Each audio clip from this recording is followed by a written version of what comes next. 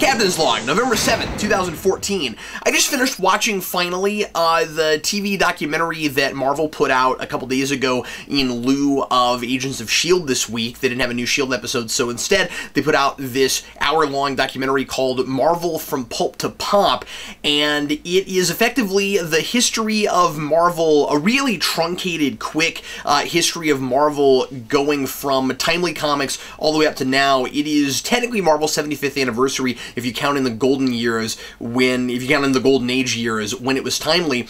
And the documentary is basically one part history of Marvel Comics, one part history of the Marvel movies, and then the rest of it is look how amazingly cool Marvel has been in the way they've done their movies. That's pretty much what it is. It's hosted.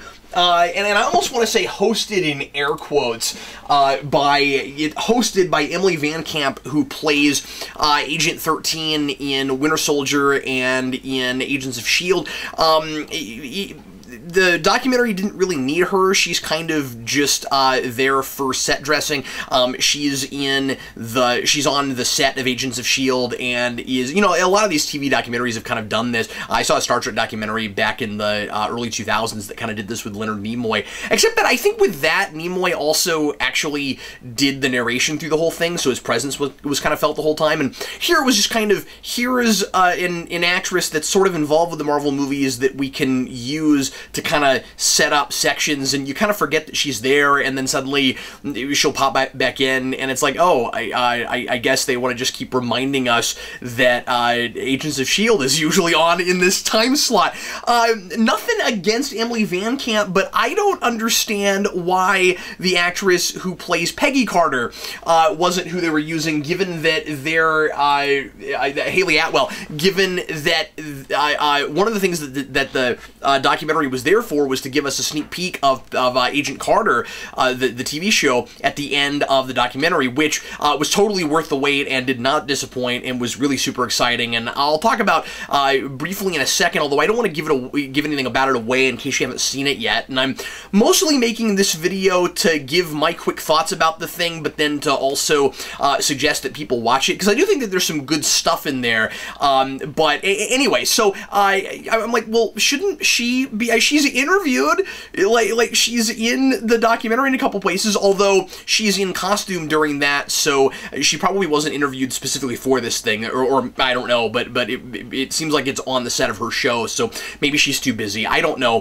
what the deal is there, but I don't know, the Sharon Carter just isn't super important yet. Like, she's kind of there, and maybe will matter a lot more as we go along, but, like, I don't know, Peggy Carter's about to have a show. I don't know why she wasn't the host of the thing. Anyway, I was a little bit irritated with it before the first commercial break, because it was mostly just a whole bunch of unfocused, kind of sound bites from a bunch of industry people and comic creators and stuff, just talking about in real quick snippets how amazing Marvel is right now, and it kind of felt like one big giant commercial for Marvel Studios. And I'm not saying that I don't agree with a lot of the things people were saying, talking about how amazing it is that Guardians actually worked and that wasn't a flop, and bringing these, what used to be considered more minor characters, with Iron Man was a second stringer, and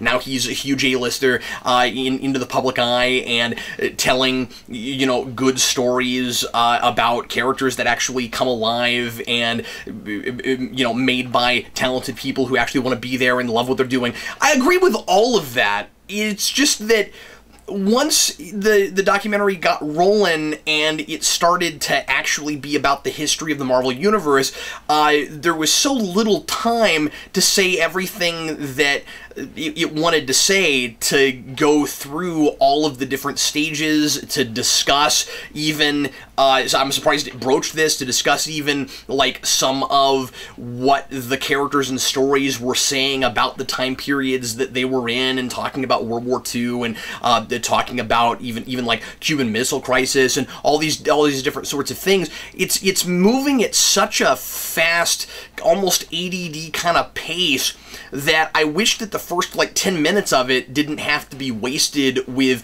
look how amazing Marvel is. It's like, yeah, we're here already. Like, most of the people that are watching this are probably watching it because they like Marvel Studios or like Marvel Comics or at least curious about the creation of this phenomenon. Like, it's sort of like you got the job already. You don't have to keep trying to impress anyone, you know, just like make your documentary. So it felt a little bit gimmicky in that way. I've seen a lot of TV documentaries like this that seem to be kind of lacking in substance and are very soundbitey, and got impressed with it after those first 10 minutes when it finally started actually kind of like teaching people something about the history of Marvel.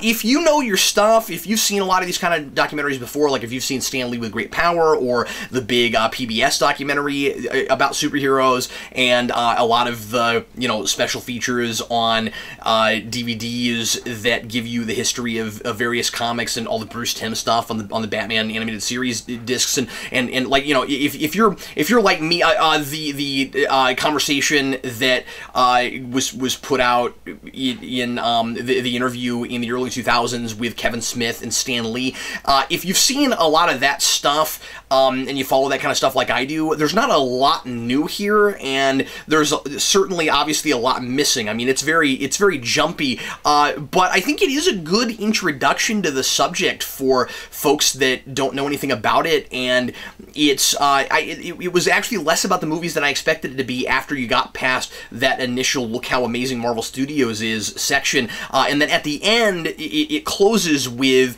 kind of the beginning of Marvel Studios and how Marvel decided to quit farming out their stuff, but then we don't have X-Men and Spider-Man anymore, so can we even make it? And all of that was really interesting, but I really appreciated that there was as much stuff as there was about the early days with Stan Lee and Jack Kirby and Steve Ditko, and that it wasn't too Stan Lee heavy. Like, certainly, you know, he was interviewed and he's there, and there's of course plenty of discussion about him because he is, of course, really, really important. But I was afraid that, as sometimes happens, a lot of other creators would get skimped off too much because we were talking about Stan Lee, and that didn't happen like I kind of expected it to. But I mean, like, you know, 42 minutes.